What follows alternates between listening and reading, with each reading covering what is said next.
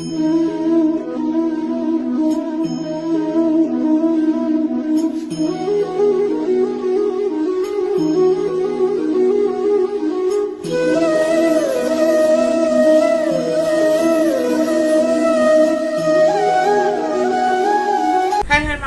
श्री महाकाल। कैसे हैं आप सब? कमेंट बॉक्स में ज़रूर बताइएगा। अच्छा लगता है कि आप सब खैरियत पता चलती है कि आप कैसे हैं। इस समय आप अपना और मेरा दोनों का YouTube चैनल देख रहे हैं। हम आज बात कर रहे हैं दो ऐसे पौधों की, दो ऐसे चमत्कारिक पौधे जो अगर आपके घर में हैं तो आपकी सभी समस्याओं का समाधान खुद ब खुद होता रहता है। आप पर कोई भी बड़ी समस्या नहीं आती, आपके घर में कोई भी बड़ी बीमारी नहीं आती। आपकी जितनी भी समस्याएं होती हैं भगवान की दया से वह सब ठीक होती रहती हैं। आइए हम बात करते हैं पौधों की, लेकिन उससे पहले यह बता दूं कि मैं कौन हूं। मैं आपकी एस्ट्रोलॉजर हूं, वास्तुशास्त्री हूं, चेहरा भी पढ़ती हूं, हाथों की लकीरें भी पढ़ती हूं। आइए हम बात करते हैं ऐसे दो पौधों की जो हमारी जिंदगी में चमत्कार दिखाते हैं। हमारे घर में हो तो हमारी सभी समस्याओं का कहीं ना कहीं हल जरूर निकलता रहता है। और समस्याएं सभी की जिंदगी में आती जरूर है, लेकिन समस्या आने के बाद आराम से निकल जाए हमारे लिए वह ज़्यादा ज़रूरी होता है। कुछ ऐसी चीज़ें होती हैं, कुछ ऐसे पौधे होते हैं, वनस्पति आपको भी सबको पता है कि हमारी ज़िंदगी में बहुत महत्व रखती है। हमारी ज़िंदगी में हर एक चीज़ जो है, चाहे वो किसी भी तरीके का पेड़ पौधा हो, अपनी अपनी जगह बहुत महत्व रखते हैं। हम बात करेंगे आज ऐसे दो पौधों की जो आपके घर में हों तो आपके घर की सभी समस्याओं का कहीं ना कहीं हल अपने आप निकलता रहता है। आप अपनी समस्याओं से छुटकारा पा लेते हैं, चाहे धीरे धीरे ही सही, लेकिन समस्या कभी भी इतनी विकट नहीं हो पाती कि हमें मुश्किलों का सामना करना पड़े। आइए हम बात करते हैं दोनों पौधों की। पहला पौधा है मनी प्लांट। आप सबको पता है, लगभग आप सभी के घरों में मनी प्लांट होता है। लेकिन मनी प्लांट दो तरीके के होते हैं, एक बड़े पत्ते वाला और एक छोटे पत्ते वाला। लेकिन मनी प्लांट किसको कहते हैं? मनी प्लांट कहते हैं बड़े पत्ते वालों को। लेकिन मनी प्लांट का कोई असर हमारी ज़िंदगी में नहीं होता। हमारी ज़िंदगी में अगर असर होता है, हमारे ग्रहों से अगर रिलेट करता है तो वह मनी वेल होती है। मनी वेल को छोटे पत्तों की जो वेल होती है, जो शाखा होती है, उसे कहा जाता है मनी वेल। अगर आपके घर में बड़े पत्ते का मनी प्लांट है तो वह आपके घर में अगर नेगेटिविटी नहीं देगा तो पॉजिटिविटी भी नहीं देगा। इसलिए वह सिर्फ एक शो पीस होता है जिसे आप अपने घर में रख सकते हैं। लेकिन आप अगर मनी प्लांट का फ़ायदा, मनी वेल का फ़ायदा चाहते हैं तो आपको अपने घर में मनी वेल लगानी चाहिए। और यह मनी वेल होती है छोटे पत्तों की। अगर आपके घर में यह होगी तो आपके घर में बहुत सारे देवताओं का आशीर्वाद खुद ब खुद आता रहता है। माता लक्ष्मी का आशीर्वाद आपको मिलता रहता है, भगवान विष्णु जी का आशीर्वाद आपको मिलता रहता है, भोलेनाथ का आशीर्वाद आपको मिलता रहता है। आपकी समस्याएं आती ज़रूर हैं, ऐसी ज़िंदगी किसी की नहीं होती। भगवान ने भी अगर मनुष्य रूप लिया है तो उनकी ज़िंदगी भी ऐसी नहीं थी कि उनको समस्याओं का सामना ना करना पड़े। तो हम तो इंसान हैं, हमारी क्या औकात है। समस्याएं आती ज़रूर हैं, लेकिन वह समस्या अपने आप धीरे धीरे चली जाती हैं। और यही हम चाहते हैं कि हमारी ज़िंदगी में जो भी समस्या आए उसका समाधान भी साथ ही आए। तो अगर हम अपनी ज़िंदगी में ऐसा चाहते हैं तो हमें अपने घर में मनी वेल ज़रूर लगानी चाहिए। मनी वेल को किसी भी अच्छे दिन लगाइए, फ्राइडे को लगाइए। अगर आप से जुड़ी हुई कोई भी समस्या आप सामना कर रहे हैं तो आप फ्राइडे के दिन लाइए। कहा जाता है कि मनी वेल को चोरी करके लगाना चाहिए, लेकिन हर जगह यह संभव नहीं होता। तो इसलिए आप अगर नर्सरी से भी ले आते हैं तो भी कोई बात नहीं, लेकिन आप अपने घर में मनी वेल ज़रूर लगाइए। मनी वेल आप वेडनेसडे को भी लगा सकते हैं। अगर हम वेडनेसडे या फ्राइडे दोनों में से किसी भी दिन लगाते हैं तो यह हमारे लिए बहुत शुभ होता है, यह हमारे लिए बहुत जल्दी फलदायी होता है। आपके घर में जहाँ भी मनी वेल लगी हो, यह ध्यान रखिए वहाँ आसपास कुछ गंदगी नहीं होनी चाहिए, वहाँ कपड़े नहीं सूखते हुए होने चाहिए या उनका पानी नहीं गिरता हुआ होना चाहिए। ऐसा नहीं होना चाहिए कि आपने कपड़े सूखने के लिए डाले और उनका पानी टपक टपक कर मनी वेल पे आ रहा है। अगर आप ऐसा करते हैं तो इसके दुष्परिणाम भी हमें ही देखने को मिलते हैं। इसलिए कभी भी कोई पौधा जो आप ऐसा पौधा लाएं पूजनीय हो।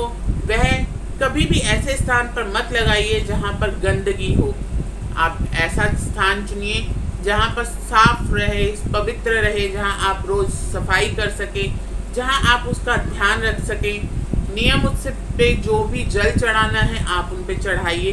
मनी वेल पर अगर आप थर्सडे के दिन आधा चम्मच या कुछ बूंदें जो हैं वह शहद की या कच्चे दूध की अर्पण करते हैं तो हमें बहुत असर देखने को मिलता है। हमारे जो भी समस्याएं होती हैं बहुत जल्दी ठीक होती हैं, उनका समाधान हमें बहुत जल्दी मिल जाता है।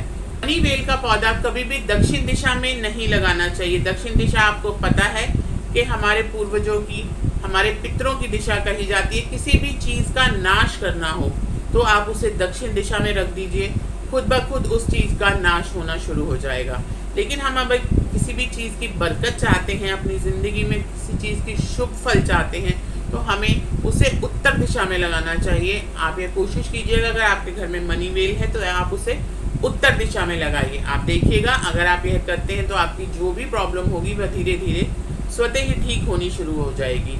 आइए हम बात करते हैं दूसरे पौधे की। दूसरा पौधा ऐसा पौधा है जिसको लगाने से हमें भोलेनाथ का भरपूर आशीर्वाद मिलता है।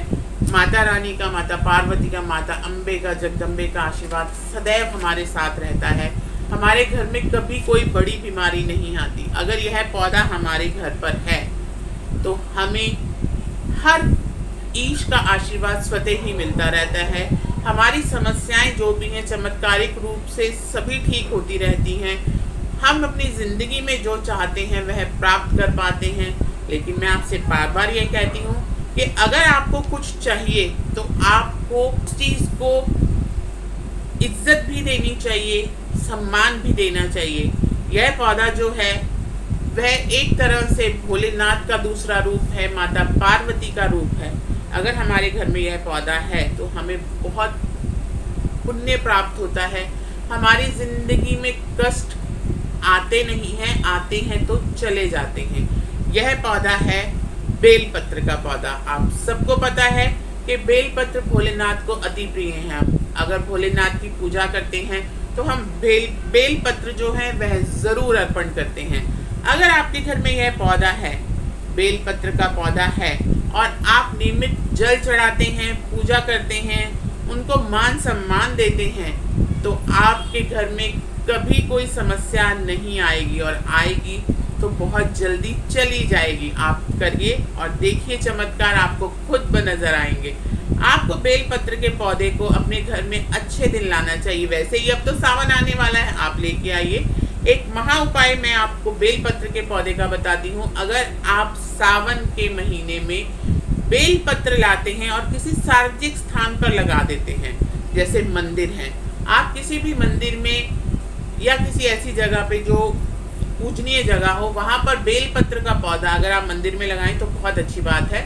आप किसी भी मंदिर में अगर बेलपत्र का पौधा लगा देते हैं और उस पर शिव परिवार स्थापित कर देते हैं, आप मार्केट में देखिए आपको शिव परिवार ज़रूर मिल जाएंगे। अगर आप शिव परिवार बेलपत्र के पौधे पर स्थापित कर देते हैं और 60 दिन या 90 दिन उनकी पूजा करते हैं और उस पेड़ के नीचे बैठकर विष्णु सहस्त्र नाम का पाठ करते हैं।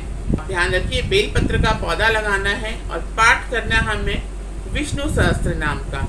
विष्णु जी जो है वे भोलेनाथ के आराध्य हैं और विष्णु जी के आराध्य भोलेनाथ हैं।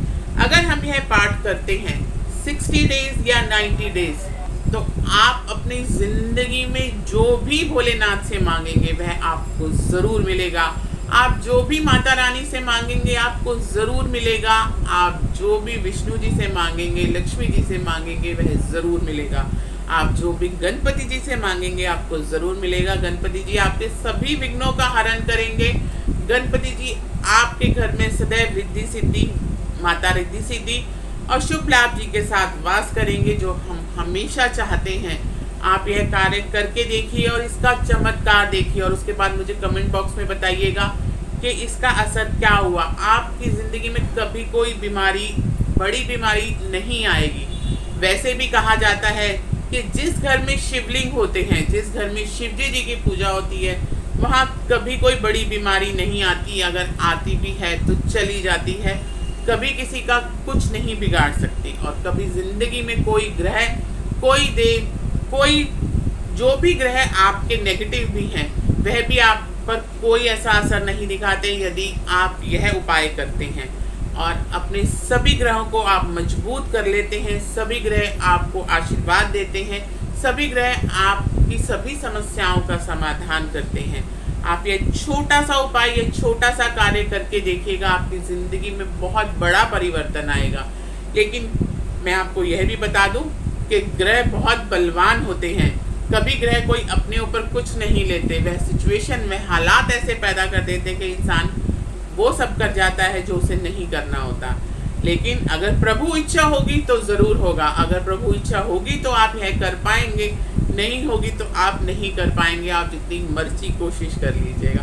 अगर भोलेनाथ का आशीर्वाद होगा, भोलेनाथ आपके साथ होंगे, माता रानी आपके साथ होंगी, तो आप इस सावन यह ज़रूर कर पाएंगे। यह छोटा सा कार्य है, करके देखिएगा और परिवर्तन देखिए, अपनी सभी समस्याओं का समाधान आप खुद ले लेंगे, आप खुद भगवान का आशीर्वाद प्राप्त करेंगे। मेरे भोलेनाथ बहुत भोले हैं, वह सभी समस्याओं का निवारण कर देते हैं। लेकिन अगर आपके भाव अच्छे हैं, हमारे बच्चे जो होते हैं वह हमसे आकर जिस तरीके से जिद करके अपनी डिमांड्स को पूरा करवाते हैं, अपनी इच्छाओं को पूरा करवाते हैं, सेम वही भाव हमें अपने ईश को मनाते हुए रखना चाहिए, क्योंकि हम उनके बच्चे हैं, वो हमारे माता पिता हैं।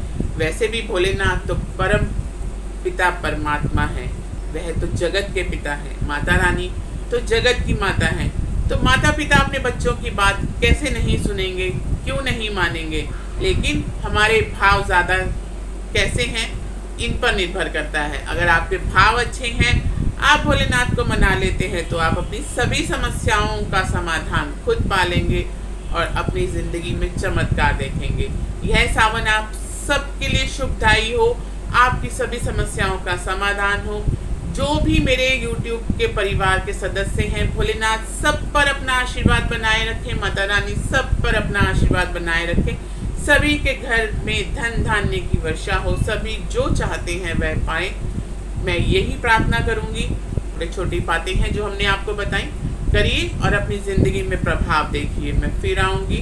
खुश रहिए, खुशियाँ बांटिए, सब कुछ कीजिए जो दिल में आए, लेकिन कभी किसी का अपमान मत कीजिए, किसी को अपशब्द मत कहिएगा।